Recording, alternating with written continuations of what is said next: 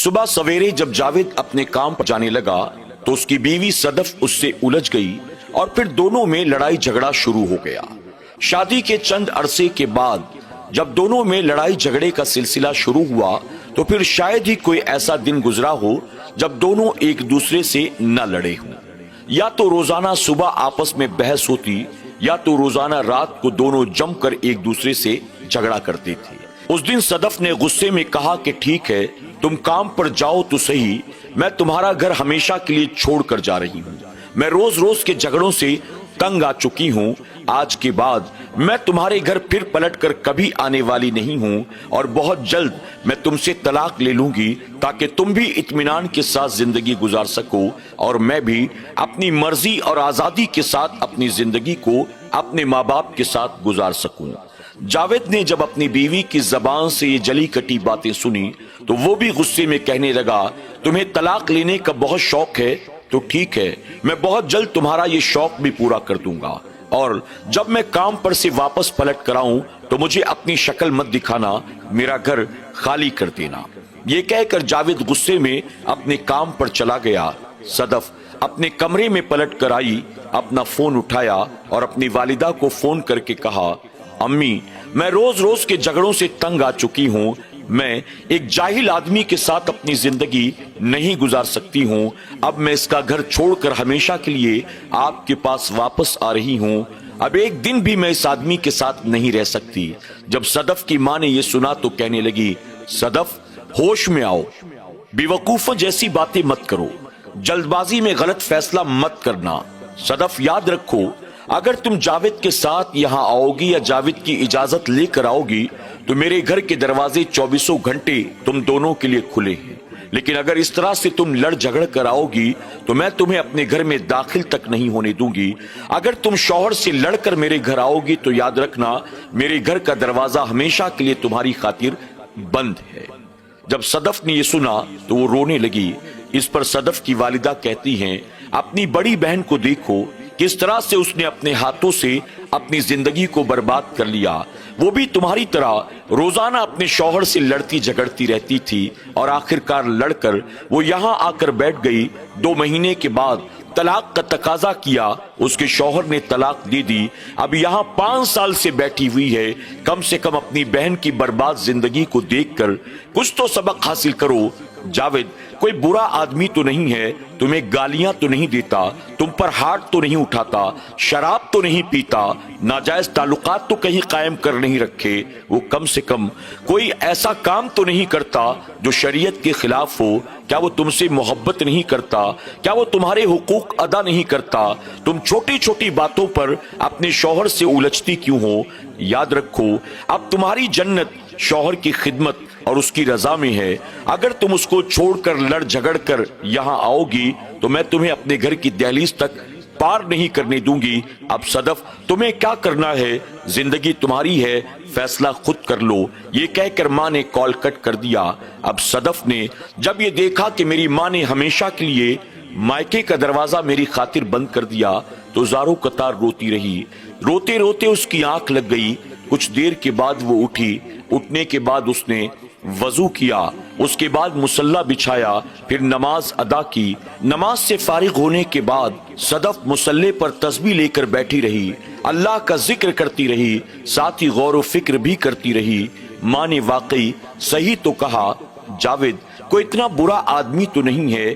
میری سہیلیاں اپنے شوہروں کی شکایتیں کرتی ہیں، کسی کا شوہر شرابی ہے، کسی کا شوہر جواری ہے، کسی کا شوہر اپنی بیوی کو مارتا ہے، کسی کا شوہر بری عورتوں کی صحبت میں پھنسا ہوا ہے، کسی کا شوہر اپنی بیوی کو رشتہ داروں کے سامنے گالیاں دیتا ہے، ذلیل کرتا ہے۔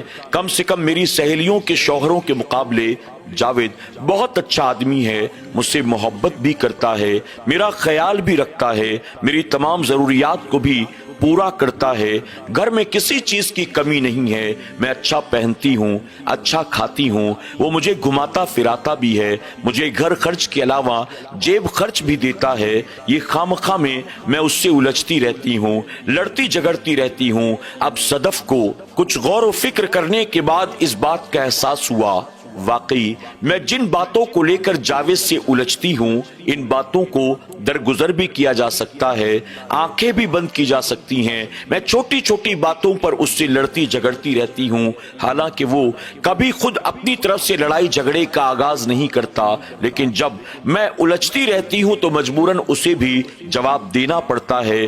जावेद इतना बुरा आदमी तो नहीं है। अब सदफ ने दिल ही दिल में ये इरादा कर लिया, रात जब जावेद काम पर से वापस आएंगे मैं उनके साथ बहुत अच्छे से पेश आऊंगी, मैं खुद आगे बढ़कर उनसे माफी तलाफी कर लूंगी। इसके बाद वो रात का इंतजार करती रही। रात जब जावेद थका मांदा काम पर से घर वापस आया, सदफ ने मुस्कुरा कर दरवाजा खोला, सलाम किया और उसके बाद जावेद के हाथ से बैग लिया, जावेद को पानी का गिलास दिया।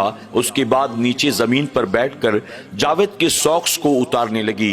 जब जावेद ने सदफ को यूं देखा, उसे बड़ा ताज्जुब हुआ। आखिर अचानक मेरी बीवी में इतनी तब्दीली कैसे आ गई? वो सुबह तो तलाक की बात कर रही थी और अब वो मेरे कदमों में बिछी पड़ी नजर आती है। जावेद ने मोहब्बत से सदफ को उठाया और कहा, तुम्हारी जगह ये नहीं है, तुम्हारी जगह तो दिल में है। सदफ ये सुनते ही ज़ारो कतार रोने लगी। उसके बाद कहा, आप कहें तो मैं आपके लिए चाय गर्म कर ले आऊं।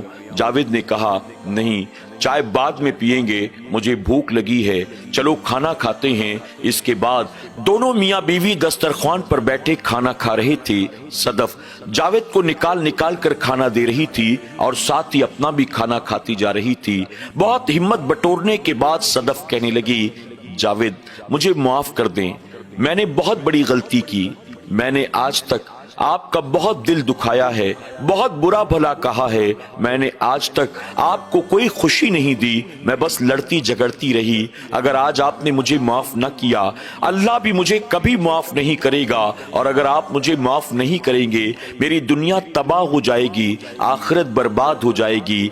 जावेद ये सुनकर कहने लगा, सदफ कैसी बातें करती हो, क्या मैं तुम्हें माफ नहीं कर सकता?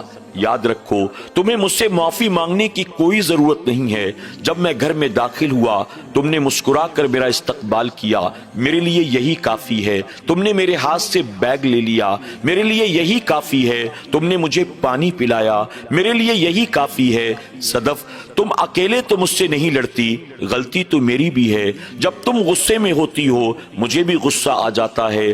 जब तुम उलझने की कोशिश करती हो, मैं भी बदतमीजी पर आमादा हो जाता हूँ, और यही वजह है कि घर का सुकून गारत हो जाता है। हम दोनों को एक काम करना चाहिए, अगर तुम्हें कभी गुस्सा आ जाए, मैं अपने दिलो दिमाग पर काबू रखूं, मैं गुस्सा न करूं। कभी मुझे गुस्सा किसी बात पर आ जाए, तुम अपने दिलो दिमाग पर काबू रखा करो, तुम नाराज ना हुआ करो। अगर दोनों मियाँ बीवी नाराज होंगे, फिर लड़ेंगे, उलझेंगे, झगड़ेंगे, दोनों का सुकून भी गारत होगा, जिंदगी भी तबाह होगी, और बसा बसाया घर भी हमेशा के लिए बर्बाद हो जाएगा। इसलिए सदफ, आज से हम दोनों ये फैसला करते हैं, अगर किसी बात पर मुझे गुस्सा आ जाए तो तुम खामोश रहना, अगर तुम्हें किसी बात पर गुस्सा आ जाए, मैं वादा करता हूं मैं खामोश रहूंगा, मैं तुमसे उलझूंगा नहीं, मैं तुमसे लड़ूंगा नहीं। अल्लाह अकबर। नाज़रीन इकराम, आपने देखा किस तरह से एक समझदार माँ की समझबूझ ने अपनी बेटी के बसे बसाए घर को तबाह बर्बाद होने से बचा लिया। अगर उस वक्त माँ ने अपनी बेटी को रोका ना होता, मना ना किया होता, बल्कि शय दी होती गलत बात पर, तो आप बताइए क्या उसके घर के तबाह बर्बाद होने के साथ साथ उसकी जिंदगी तबाह बर्बाद ना होती। माँ ने अपनी बेटी से कहा, बेटी जल्दबाजी में गलत कदम मत उठाओ, उस घर को छोड़कर बाहर मत निकलना, अपने शौहर के साथ निभाने की कोशिश करो, लड़ झगड़ कर आओगी, मेरे घर का दरवाजा हमेशा के लिए तुम्हारी खातिर बंद है। जब माँ के ये जुमले सदफ ने सुने, मजबूरन उसे अपने घर रुकना पड़ा। फिर नतीजा क्या हुआ, मियाँ बीवी के दरमियान मोहब्बत भी पैदा हो गई। जो परेशानी घर की थी, लड़ाई झगड़े की, उसका भी खात्मा हो गया। अगर हम अपने माजी की तारीख उठाकर देखें तो पता चलेगा कल की तारीख में ऐसा ही होता था। जब बेटियां डोली में सवार होकर अपने मायके से ससुराल रुखसत होती थीं, तो रुखसती के वक्त माँ बाप अपनी बेटियों से कहते थे, بیٹی اب یہ تیرا گھر نہیں ہے بلکہ وہ تیرا گھر ہے، وہاں جانے کے بعد ساس سسر کو ساس سسر مت سمجھنا، ماں باپ کی طرح سمجھنا، اپنے ننند اور اپنے دیور کو ننند اور دیور مت سمجھنا، چھوٹے بھائی بہن کی طرح سمجھنا، اپنی جیٹھانی کو جیٹھانی مت سمجھنا، اپنی بڑی بہن کی طرح سمجھنا۔ بیٹی ڈولی پر سوار ہو کر جا رہی ہے، اب وہاں سے جنازے پر سوار ہو کر تجھے نکلنا ہے، اپنے شوہر کے ساتھ آئے گی۔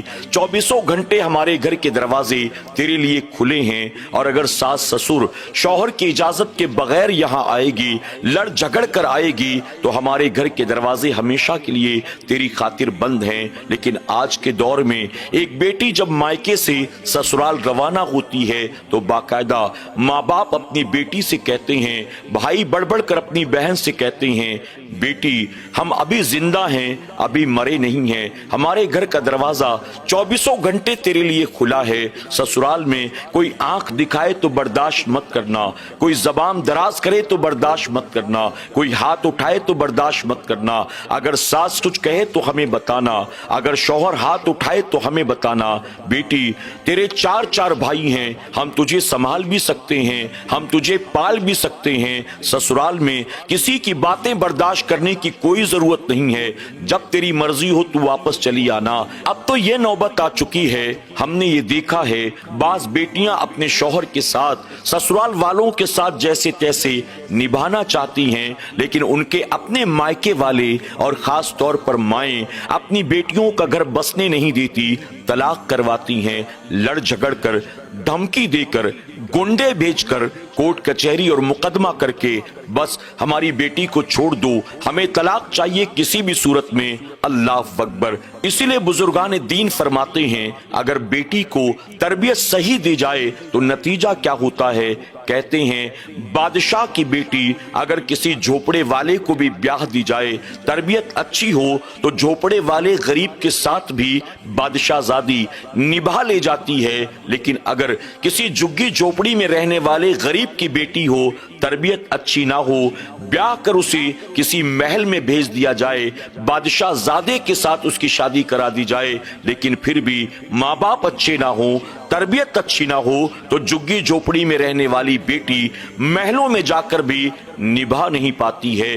ہمیں اور آپ کو چاہیے اگر ہماری بیٹی جذبات میں آ کر، ڈر کر، گھبرا کر، ماحول سے متاثر ہو کر غلط فیصلہ کرنا چاہے، غلط قدم اٹھانا چاہے، ہم غلط چیز پر اس کا ساتھ نہ دیں، بلکہ اس کو سمجھانے بجھانے، اس کے گھر کو اور زندگی کو تباہ و برباد ہونے سے بچانے کی کوشش کریں۔ اللہ تبارک تعالیٰ صدف اور جاوید کے اس واقعے سے ہم سب کو سبق حاصل کرنے اور اپنی زندگیوں کو خوشحال بنانے کی، ایک دوسرے کے ساتھ پیار محبت کے ساتھ نبھانے کی توفیق عطا فرمائے۔ آمین یا رب العالمین۔